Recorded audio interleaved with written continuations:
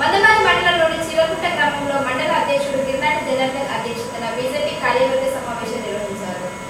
మందమారి మండలంలోని చిర్రకుంట గ్రామంలో మండల అధ్యక్షులు గిర్నాటి జనార్దన్ అధ్యక్షతన బీజేపీ కార్యవర్గ సమావేశం నిర్వహించారు. ఈ సమావేశానికి ముఖ్య అతిథులుగా బీజేపీ జిల్లా అధ్యక్షులు నగునూరి వెంకటేశ్వర్ గౌడ్, ప్రధాన కార్యదర్శి దుర్గం అశోక్, సీనియర్ నాయకులు దేవరనేని సంజీవరావు, దీక్షితులు పాల్గొన్నారు. ఈ సందర్భంగా బీజేపీ జిల్లా అధ్యక్షులు 11 సంవత్సరాల నరేంద్ర మోడీ సుపరిపాలన గురించి, స్థానిక సమస్యలపై ప్రభుత్వ నిర్లక్ష్య వైఖరిపై, రాబో స్థానిక ఎన్నికల్లో అనుసరించాల్సిన వ్యూహాల గురించి, రాబో నెల రోజులలో చేయవలసిన పార్టీ కార్యక్రమాల గురించి కార్యకర్తలతో చర్చించుకున్నారు. కండువా వేసుకొని భారతీయ జనతా పార్టీకి మద్దతుగా నిలబడ్డందుకు తల ఎత్తుకొని తిరుగుతా ఉన్నారు ఇలా భారతీయ జనతా పార్టీ కార్యకర్తలందరూ చెప్పిన ఈ సందర్భంగా మనం చేస్తున్నా. మరి ఆత్మనిర్భర్ భారత్ పేరుతోటి అనేక పరిశ్రమలు ఇలా మిలిటరీకి బూట్లు కావాలంటే ఎక్కడి నుంచో కొనుకొచ్చుకునేది, మిలిటరీకి తుపాకులు కావాలంటే ఎడికల్లో తెచ్చుకునేది, మన సాధారణ అవసరాలకు అన్నిటికీ బయట దేశాల మీద ఆధారపడేది, మన ఫోన్లు తయారు చేసేటువంటి కంపెనీలు చైనా వాళ్ళ మీద ఆధారపడేది. కానీ ఇలా ప్రతి కంపెనీ మన ఇండియాలో తయారైతా ఉన్నది, మన ప్రతి వస్తువు మన ఇండియాలో తయారైతా ఉన్నది. ఇది మన ఆత్మనిర్భర్ భారత్. ఇవాళ మనకు తక్కువ ధరకు ఫోన్లు దొరుకుతున్నాయంటే దీని కారణమే అని చెప్పి నేను ఈ సందర్భంగా మనం చేస్తాను. ఫోను ఇంట్లో లేనోళ్ళు లేరు అన్న. ఇంతకుముందు ఫోన్ కావాలంటే ఎంపీకో ఎమ్మెల్యేకో ఉండేది. ఇవాళ కూలికి పోయేటువంటి తోటకాడ పనిచేస్తున్న దగ్గర కూడా, కాగితాలు కమ్మనేరుకుంటున్న దగ్గర కూడా ఫోన్ ఉన్నదని చెప్పి నేను ఈ సందర్భంగా మనం చేస్తాను. అన్న కాంగ్రెస్ ప్రభుత్వం ఉండగా మన ఇంట్లో వంట గ్యాస్ కావాలంటే ఎంపీదో ఎమ్మెల్యేదో లెటర్ కావాల్సి ఉండే.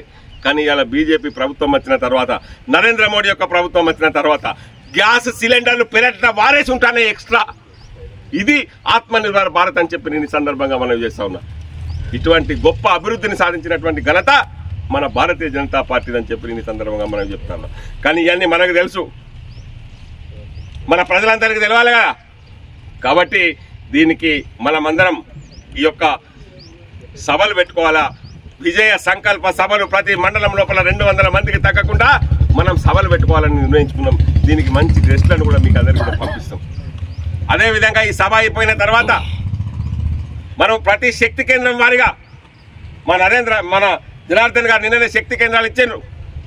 వీలైతే శక్తి కేంద్రాల వారిగా, ఇంకా వీలైతే గ్రామాల వారిగా కూడా మనము ప్రతి ఊర్లో సభలు, చిన్న చిన్న సభలు 50 మందితోటి 40 మందితోటి సమావేశాలు పెట్టి మనం ఇచ్చేటువంటి పార్టీ యొక్క సాహిత్యము, మనం చేసినటువంటి డెవలప్మెంట్, మనం చేసినటువంటి పోరాటాలు అన్నీ కూడా బుక్కుల రూపం లోపల వస్తాయి.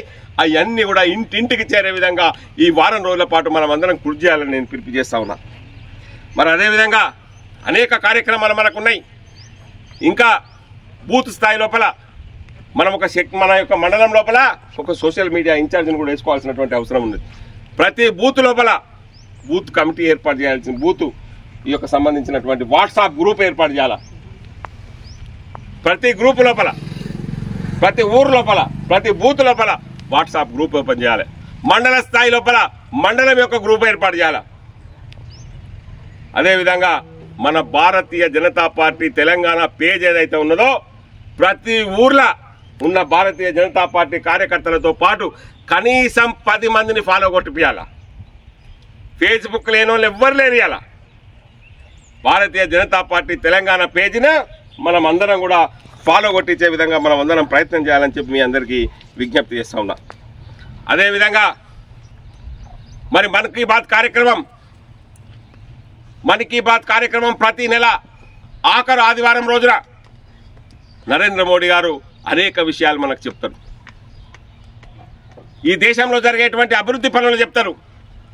మొన్న పోయిన నెల లోపల నేను చూస్తే నాకే తెలియదు, ఇప్ప పువ్వుతోటి లడ్డూ తయారు చేస్తూ ఉన్నారు.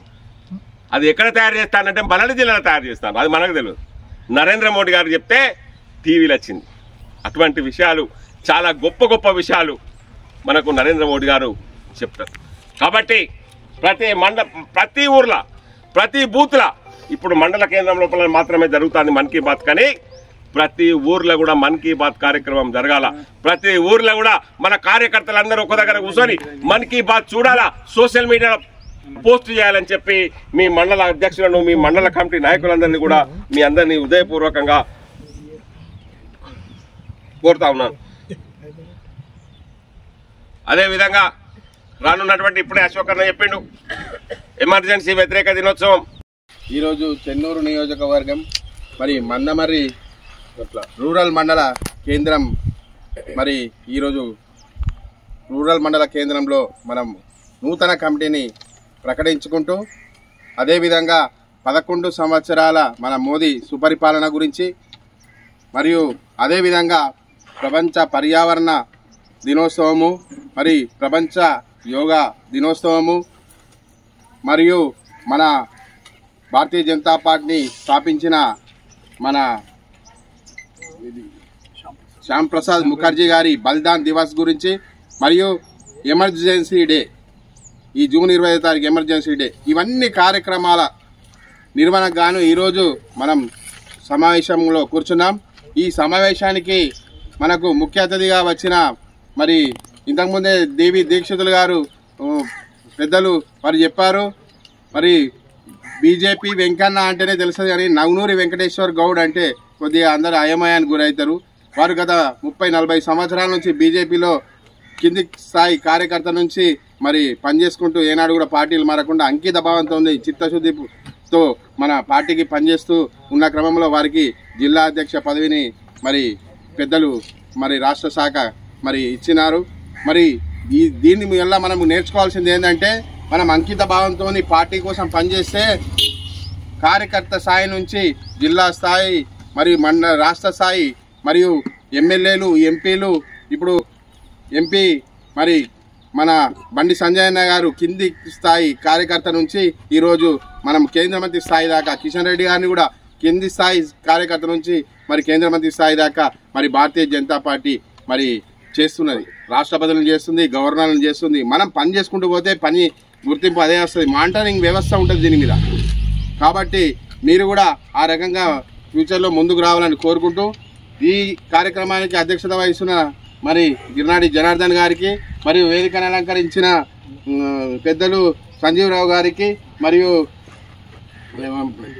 మన రంజిత్ గారికి, వెంకటేష్ గారికి, అజ్మీరా రాజేష్ గారికి, ముందున్న భారతీయ జనతా పార్టీ కుటుంబ సభ్యులందరికీ పేరు పేరున ధన్యవాదాలు, నమస్కారాలు తెలియజేసుకుంటూ ఈరోజు మనం ముఖ్యంగా నూతన కమిటీలో చోటు సంపాదించుకున్న ప్రతి ఒక్క భారతీయ జనతా పార్టీ కుటుంబ సభ్యులకు ధన్యవాదాలు, శుభాకాంక్షలు తెలియజేస్తూ వారు రాబోయే రోజుల్లో గ్రామాల్లో విస్తృతంగా పర్యటించి మరి భారతీయ జనతా పార్టీని ముందుకు తీసుకెళ్తారని ఆశిస్తూ మరొక్కసారి వారందరికీ ఎన్నికైనందున వారికి ధన్యవాదాలు తెలియజేస్తూ ఈరోజు మనం మొత్తానికి 11 సంవత్సరాల మోదీ సుపరిపాలన అది ఒక అంశం.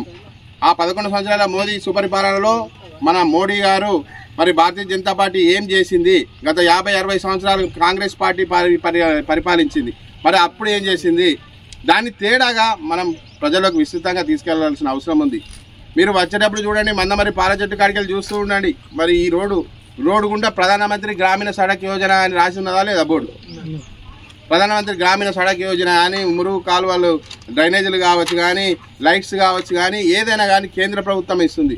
మళ్ళీ మన అక్కలు చెల్లెళ్ళు మరి గ్యాస్ కనెక్షన్ అంటే కట్టెల పొయ్యి వేసుకుంటుంటే కళ్ళకి నీళ్ళు వస్తాయని చెప్పేసి ఉజ్వల గ్యాస్ కనెక్షన్లు కావచ్చు, రోడ్లు కావచ్చు, ఈ విధంగా జన్ధన్ ఖాతాలు కావచ్చు, రకరకాలుగా 11 సంవత్సరాలుగా భారతదేశాన్ని ప్రపంచంలోనే ఈరోజు మొన్నటికి మొన్న జపాన్ వెనక నెట్టేసి 4వసారికి తీసుకొచ్చింది. కాబట్టి 11 సంవత్సరాల మోదీ పాలన చేసి ముచ్చటగా 3వసారి కూడా ప్రధానమంత్రి.